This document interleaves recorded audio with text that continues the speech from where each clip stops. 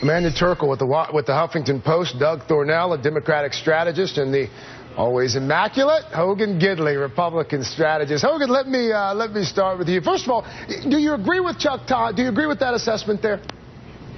Absolutely. I think a lot of people don't even know who this guy is yet, even in Republican circles. But listen, I have long said the very thing that could catapult this guy to the nomination is the very thing that could sink his campaign before it gets out of the gate. It's not his policies, it's not his politics, it's his personality.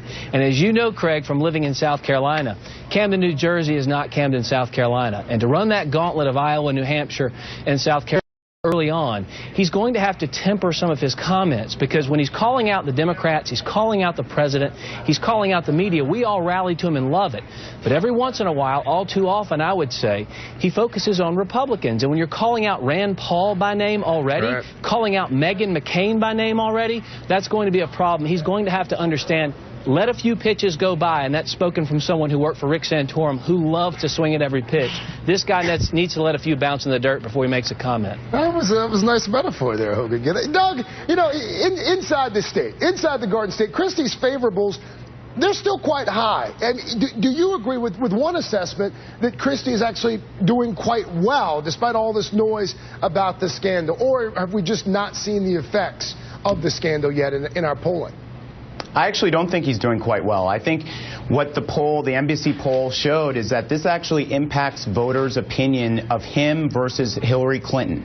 That lead that Hillary Clinton had about a month ago was 48-45. Now it's 13 points, 50-37. For the first time in most polling history, his unfaves are upside down. So I do think it's had a pretty big impact. Now, to Hogan and Chuck Todd's point, yeah, a lot of people don't know who this guy is, but that's a real problem because they're getting to know him through this scandal. And I think it speaks to his leadership, his judgment. You know, why would he hire these aides who have less class than the cast of the Jersey Shore working for him? I mean, I think he's got a lot of work to do. I think his governors are starting to kind of rally behind him, but the base of the party is still not comfortable with him, and this is not going to help. And he worked in a Jersey Shore reference. Amanda, really quickly here, what more does Governor Christie need to do to move past this? I mean, we saw the news conference this morning talking about Hurricane Sandy, Superstorm Sandy. From here, where does he need to go?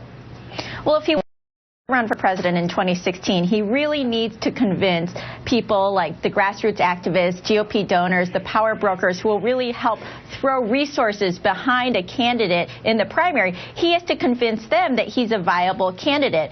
Right now, they're watching every stumble, they're watching every misstep really carefully and saying, is this the person we really want to give money to be our candidate to try to beat Hillary Clinton or whoever the Democrats put up? And now Sunday, he's going down to Florida. He's meeting with a bunch of GOP donors, and I'm sure they're going to have a lot of questions for him. He's got a fundraiser tonight as well. We're going to talk about that in just a few moments. Yeah, Rick Scott's not doing any of those events with Governor Christie in public. They're all private. It's interesting that he's not comfortable being in public with the guy. Huh, did not know that. Doug Thornell breaking some news for us. Amanda Terkel, Hogan Gidley. Doug, thanks to all of you.